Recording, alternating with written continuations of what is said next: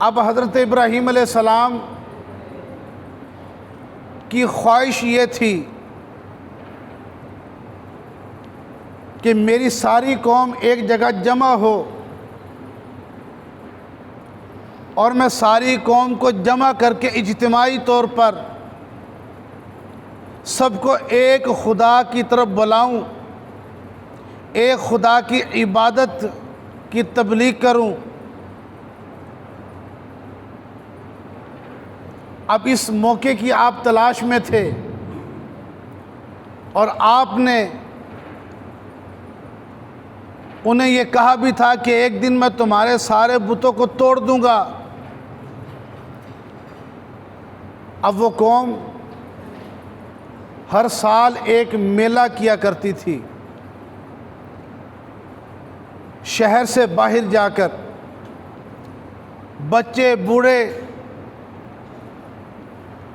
خواتین سب اس میلے میں شرکت کرتے تھے، اور جب یہ جاتے تھے تو بہت سارا کھانا بنا کر یہ اپنے بتوں کے سامنے رکھ جاتے تھے، اس غرض سے کہ جب ہم میلے سے واپس آئیں گے تو ہمارے یہ جو خدا ہیں بت، یہ اس میں برکت ڈال دیں گے۔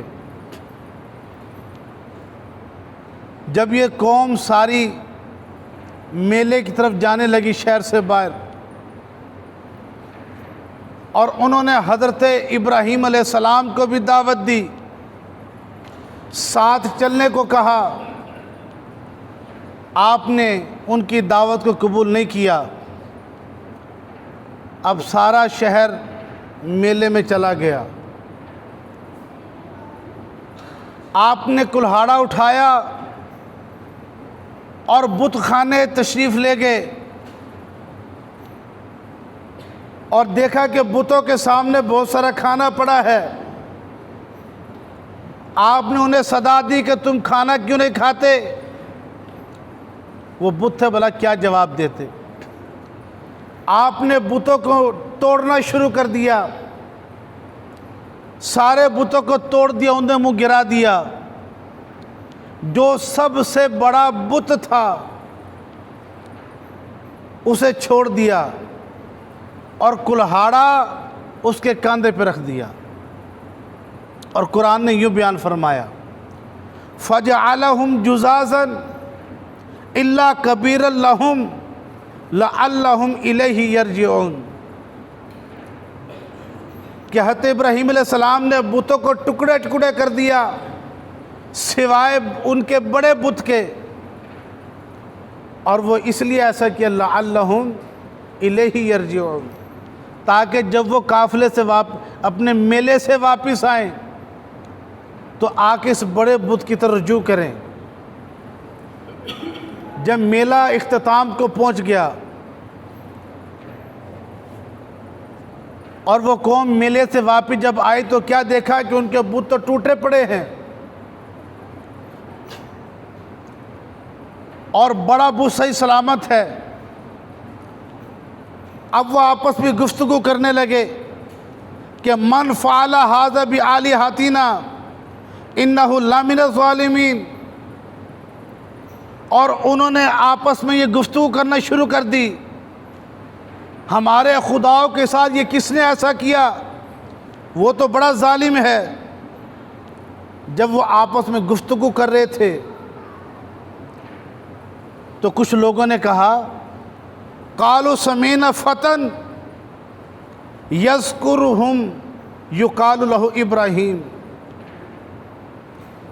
انہوں نے کہا کہ ہم نے سنا ہے کہ ایک نوجوان ہے جو ہمارے بتوں کی برائی کرتا ہے، یقال لہ ابراہیم، اسے ابراہیم کے نام سے پکارا جاتا ہے۔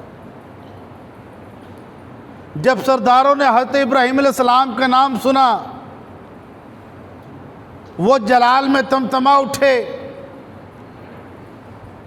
انہوں نے تمام لوگوں کے سامنے حضرت ابراہیم علیہ السلام کو بلایا، پنچایت بیٹھ کی، تمام لوگ بھی جمع ہو گئے۔ جب حضرت ابراہیم علیہ السلام کو بلایا گیا اب یہ وہ موقع تھا جس کی تلاش میں، جس کی خواہش میں حضرت ابراہیم علیہ السلام تھے کہ کسی طرح میری قوم ایک جگہ پر جمع ہو جائے اور میں سب کو اجتماعی طور پر ایک خدا کی دعوت دوں، ایک خدا کی عبادت کی طرف بلاؤں۔ جب حضرت ابراہیم علیہ السلام کو تمام لوگوں کے سامنے پیش کیا گیا اور آپ سے سوال ہوا اور پوچھا گیا کیا تم نے کیا ہے ایسا؟ ہمارے بتوں کو جو توڑا ہے، ٹکڑے ٹکڑے کیا ہے، کیا یہ کام تم نے کیا ہے؟ اب حضرت ابراہیم علیہ السلام نے جو جواب ارشاد فرمایا، آپ نے انکار نہیں کیا، لیکن جواب آپ نے ایسا ارشاد فرمایا کہ جس کے اندر انہیں ڈانٹ بھی تھی، جس جواب کے اندر بتوں کی بے بسی بھی تھی، جس جواب کے اندر انہیں ایک خدا کی طرف عبادت کے لیے بلانا بھی تھا، آپ نے جواب یہ ارشاد فرمایا، آپ نے فرمایا کہ فَعَلَهُ كَبِيرُهُمْ هَذَا، فرمایا کہ ہو سکتا ہے یہ جو ٹوٹے پڑے ہیں یہ کام اس بڑے بت کا ہو، فَاسْأَلُوهُمْ إِنْ كَانُوا يَنْطِقُونَ، تم انہی سے پوچھ لو اگر یہ بولتے ہوں تو۔ ایسا دندان شکن جواب دیا، سردنش بھی تھی، ان بتوں کی بے بسی بھی بیان کی گئی اور ایک خدا کی طرف بلانے کی دعوت بھی دی گئی۔ جب یہ کہا کہ اس بڑے بت سے پوچھ لو، ہو سکتا اس نے کیا ہو، اب وہ ایک دوسرے کو بات دے کر چیما گوئی کرنے لگے اور پھر اپنے آپ کو کوسنے لگے کہ ہم سے ہی کوتاہی ہو گئی، ہم نے اپنے خداؤں کی حفاظت نہیں کی۔ جب مجمع میں چیما گوئی شروع ہوئی، پھر ان کے جو سردار تھے انہوں نے پراگندہ خیال کو جمع کر کے کہا، اے ابراہیم تو جانتا ہے یہ بت ہے، یہ بول نہیں سکتے، اپنی زبان سے انہوں نے اقرار کیا، یہ نفع نقصان نہیں پہنچا سکتے اور یہ ضرور تیرا کیا ہوا ہے۔ تو ان کے سامنے بتوں کی بے بسی بیان ہو گئی۔ اب چاہیے تو یہ تھا جب وہ لاجواب ہو گئے، ان کے پاس کوئی جواب باقی نہ رہا، تو وہ عاجز ہو کر حضرت ابراہیم علیہ السلام پر ایمان لے آتے، لیکن ان کی سرکشی اور بڑھ گئی، انتقام کی آگ اور بھڑکی۔ اپنے اس معاملے کو مدعا کو لے کر وہ نمرود کے پاس چلے گئے اور جا کے نمرود کو کہا، ایک نوجوان جو ابراہیم کا نام جسے پکارا جاتا ہے، اس نے ہمارے بتوں کی توہین کی اور وہ تمہیں بھی خدا نہیں مانتا، تمہارے سامنے بھی سجدہ ریز ہونے کا وہ قائل نہیں۔ اب جب نمرود کی دربار میں حضرت ابراہیم علیہ السلام کو لایا گیا، حضرت ابراہیم علیہ السلام سے نمرود نے جو سوال کیا کہ تم اپنے خدا پر کوئی دلیل پیش کرو، آپ نے کہا کہ میرا خدا تو وہ ہے یحیی و یمیت۔ قال ابراہیم ربی الذی یحیی و یمیت، حضرت ابراہیم علیہ السلام فرمایا کہ میرا خدا تو وہ ہے جو زندہ بھی کرتا ہے، موت بھی دیتا ہے۔ نمرود کہنے لگا یہ کون سی بڑی بات ہے، یہ کام تو میں بھی کر سکتا ہوں۔ اس نے قید خانے سے 2 قیدی منگوا لیے، ایک کو زندہ چھوڑ دیا، ایک کو مار دیا، موت کے گھاٹ اتار دیا۔ کہا کہ یہ کام تو میں بھی کر سکتا ہوں۔ آپ اس کا یہ عمل دیکھ کے مسکرائے، سمجھ گیا کہ یہ موت اور حیات کے مفہوم سے نا آشنا ہے، موت و حیات کے مفہوم کو نہیں جانتا۔ پھر اس نے نمرود نے دوسری دلیل طلب کی۔ آپ نے کہا کہ میرا رب وہ ہے، فَإِنَّ اللَّهَ يَأْتِي الشَّمْسَ بِالشَّمْسِ بِالْمَشْرِقِ، میرا رب تو وہ ہے جو سورج کو مشرق سے طلوع کرتا ہے اور مغرب میں غروب کر دیتا ہے۔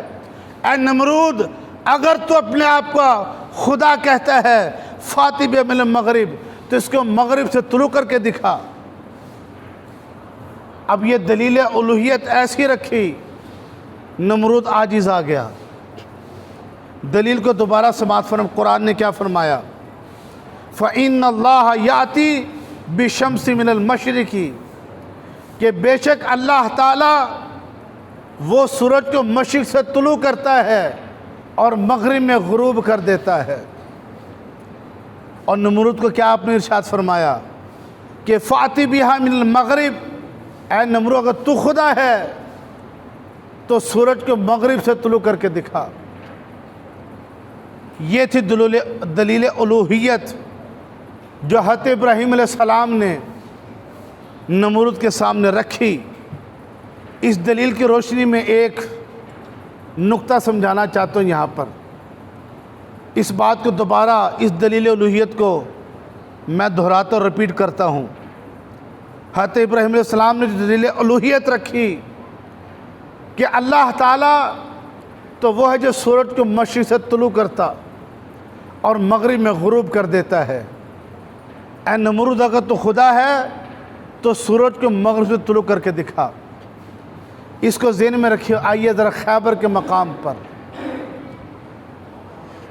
امام الانبیاء اللہ کے آخری نبی صلی اللہ علیہ وسلم نے اول وقت میں نماز عصر ادا کر لی، اور پھر مولا کائنات حضرت علی مرتضیٰ کرم اللہ تعالی وجہ الکریم کے گود میں سر رکھ کر آرام فرما رہے ہیں۔ ادھر سورج غروب ہو گیا، حضرت علی مرتضیٰ کرم اللہ تعالی وجہ الکریم کی نماز عصر قضا ہو گئی۔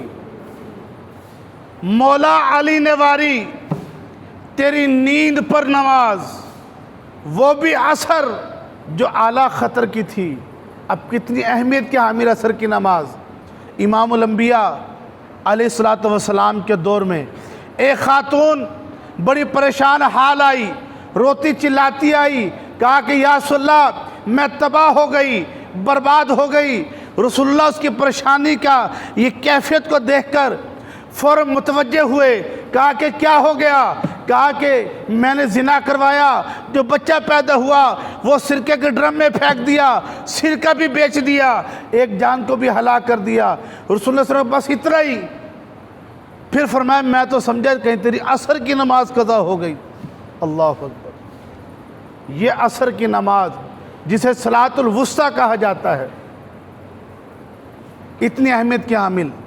اس لیے اعلیٰ فرمائے کہ مولا علی نے واری تیری نیند پر نماز، وہ بھی عصر جو اعلیٰ خطر کی تھی۔ جب سورج غروب ہوا، نماز عصر قضا ہو گئی، حضرت مولا کائنات علی مرتضیٰ کرم اللہ تعالی وجہ الکریم کی آنکھوں میں آنسو آ گئے۔ جب آنسو امام الانبیاء کے چہرے اقدس پر گرے، آنکھ کھلی، پوچھا علی کس بات نے تجھے رلا دیا؟ حضرت علی نے عرض کی یا رسول اللہ سورج غروب ہو گیا، ڈوب گیا، میری نماز عصر قضا ہو گئی۔ حضور نے یہ سن کر فرمایا علی یہ بتا نماز کو قضا پڑھنا ہے یا کہ نماز کو ادا پڑھنا ہے؟ حضرت علی عرض کرتے ہیں یا رسول اللہ نماز کو ادا پڑھنا چاہتا ہوں۔ ارے وہ سورج جو غروب ہو چکا تھا، ڈوب چکا تھا، امام الانبیاء کا ہاتھ کا اشارہ پا کر واپس پلٹ آتا ہے۔ تو مولا کائنات حضرت مرتضیٰ رضی اللہ تعالیٰ عنہ نماز عصر ادا کی۔ جو بات سمجھانی تھی کہ دلیل الوہیت جس پر نمرود لاجواب ہو گیا تھا، کیا رکھی تھی حضرت ابراہیم علیہ السلام نے؟ اے نمرود، اگر تو خدا ہے تو سورج کو مغرب سے طلوع کر کے دکھا۔ ارے خیبر کے مقام پر امام الانبیاء نے سورج کو مغرب سے طلوع کر دیا۔ یہی معجزہ دیکھ کر اللہ نے فرمایا، اے میرے حبیب، اے میرے محبوب، میرے بندے، تیرے امتی، تیرے اس معجزے کو دیکھ کر تجھے کہ خدا نہ سمجھ بیٹھے، کہہ دے انا بشر مثلکم، میں تو تمہارے مثل بشر ہوں۔ اب یہ انا بشر مثلکم میں نفی تھی شرک کی،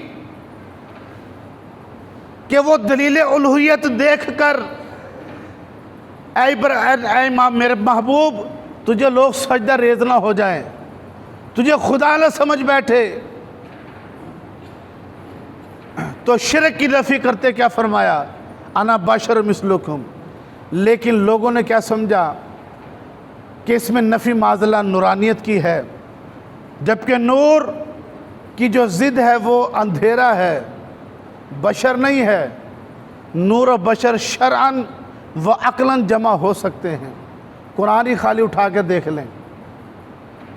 حضرت جبریل علیہ السلام نور ہیں، حضرت مریم کے پاس ہے بشیل بادے میں، اور قرآن نے فرمایا بشر سویہ، کامل بشر، اور آپ دیکھ کے گھبرا گئی تھی، بشر ہی سمجھی تھی، جب تک حضرت جبریل علیہ السلام نے حقیقت سے پردہ نہیں اٹھایا، جب بتایا کہ میں تو اللہ کے بھیجے فرشتہ ہوں، اس لیے لِأَحْبَ اللہ کیوں غلام زکیہ، تاکہ تجھے پاک باز بیٹا دو۔ اور پھر دیکھیے حشرات الارض میں سے یہ جگنو کی مثال دیکھیے، یہ اللہ نے ہمارے سامنے رکھی، حشرات الارض میں سے ہے، آدھا جسم میں آدھا نور ہے، تو نور اور بشر یہ اکٹھے ہو سکتے ہیں، نبی نور بھی ہے بشر بھی ہے۔ اب نفی تھی انا بشرکم مثلکم میں شرک کی، لوگوں نے سمجھا نفی نورانیت کی ہے، تو نبی نور بھی ہے نبی بشر بھی ہے۔ اب یہاں پر جب نمرود دلیل الوہیت کے سامنے لاجواب ہو گیا، اب عاجز آ گیا، تو ایمان لانے کے بجائے اسے اور غصہ آیا، سرکشی بڑھی، اس نے اپنے وزراء کو اکٹھا کر کے کہا کہ اب اس کا حل کیا کیا جائے۔ باہم مشورہ یہ طے پایا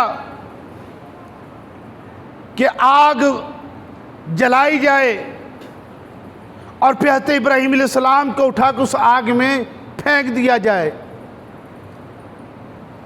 اس نے سلطنت میں اعلان کر دیا، اس کی قوم کے بچے نے حصہ لیا، ہر بڑے نے، ہر چھوٹے نے، ہر بوڑھے جوان نے، مرد و عورت نے، بچے نے اپنے اپنے حصے کی لکڑی لا کے جمع کی، اور ایک بلند جگہ پر جب خوب پہاڑ لکڑیوں کا اکٹھا ہو گیا، آگ جلائی گئی، اور پھر حضرت ابراہیم علیہ السلام کو ہاتھ پاؤں باندھ کر رسی سے آپ کو آگ میں پھینکا گیا۔ جب آگ میں ڈالا تو رب کائنات نے کیا ارشاد فرمایا؟ قلنا یا نارو کونی بردوں وسلام علی ابراہیم۔ رب کائنات فرمایا کہ ہم نے کہا ہے آگ تو ٹھنڈی ہو جا اور سلامتی والی ٹھنڈی ہو جا حضرت ابراہیم علیہ السلام پر۔ اب یہ حضرت ابراہیم علیہ السلام کا معجزہ تھا، جب آگ میں ڈالا گیا تو آگ نے سب سے پہلے آپ کی ان رسیوں کو جلایا جس سے آپ کو باندھا گیا تھا۔ آپ کا جسم تو درکنار، وہ کرتا جو آپ نے زیبتن کیا تھا، آگ نے اس کا ایک تار تک نہیں جلایا تھا، وہ آگ گلزار بن گئی تھی حضرت ابراہیم علیہ السلام پر۔ یہ معجزہ تھا حضرت ابراہیم علیہ السلام کا، یقیناً بہت بڑا معجزہ ہے۔ اور یہاں پر حضرت انس رضی اللہ تعالیٰ عنہ 10 سال حضور کی صحبت میں رہے، خدمت کی۔ ایک دسترخوان آپ کے پاس رسول اللہ کا موجود تھا، جس سے امام الانبیاء صلی اللہ علیہ وسلم دست مبارک پوچھا کرتے تھے، صاف کر لیا کرتے تھے۔ صحابہ کی دعوت کی حتیٰ انس نے وہ دسترخوان بچھایا، جب وہ میلا ہو گیا تو آپ نے وہ اٹھا کر تندور میں ڈال دیا صاف کرنے کی غرض سے۔ وہ صحابہ کہنے لگے اے انس مال کو ضائع کیوں کرتے ہو، یہ جل جائے گا۔ کہا کہہ رہے یہ تو دنیا کی آگ ہے، اسے تو جہنم کی آگ بھی نہ جلا سکے گی۔ جب اسے نکالا سارا میل کچال صاف ہو گیا، اس دسترخوان کا تار تک نہ جلا۔ یہ امام الانبیاء کا معجزہ ہے۔ تو حضرت ابراہیم علیہ السلام کو جب آگ میں پھینکا گیا، یہاں پر مفسر نے ایک بات لکھی ہے، یہ بات بڑا توجہ طلب دیکھیے، ادب کو لازم پکڑ لو، ادب۔ اور دوسری، جب نیت درست ہو انسان کی تو انسان کو کیسا اجر ملتا ہے، اچھی نیت۔ اس سے حضرت امام حسن بصری فرمایا کرتے تھے کہ جنت جو انسان کو 4 دن کے اعمال سے نہیں، اچھی اچھی نیت و ارادے سے ملتی ہے۔ جب آگ میں حضرت ابراہیم علیہ السلام کو پھینکا گیا، اب ایک گرگٹ جو پھونکے مار رہا تھا آگ میں، اس نیت اور غرض سے آگ اور بھڑکے الیاذ باللہ اور اللہ کے نبی جل جائے، تو اللہ نے اس کے آنے والی نسل کو بدبخت کرا لعنت کی۔ اس لیے کہا کہ جو چھپکلی کو، جو گرگٹ کو ایک ضرب میں مارے گا اسے زیادہ ثواب ملے گا، اور جتنی اور ضربیں زیادہ ہوتی جائیں گی ثواب میں کمی ہوتی جائے گی۔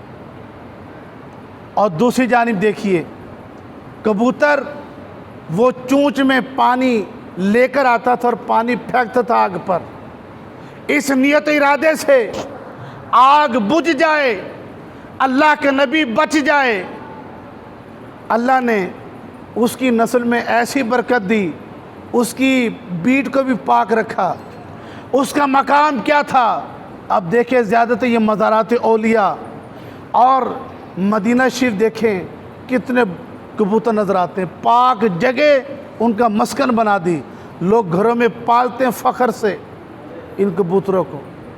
تو بات ہے ادب کی، اس نے ادب کیا اللہ کے نبی کا، اس کی آنے والی ساری نسلوں نے برکتیں حاصل کی، اور اس نے بے ادبی کی اور وہ قیامت تک لعنتی ہو گیا۔ اللہ تعالی ہمیں نبی کی تعظیم کرنے کی توفیق دے۔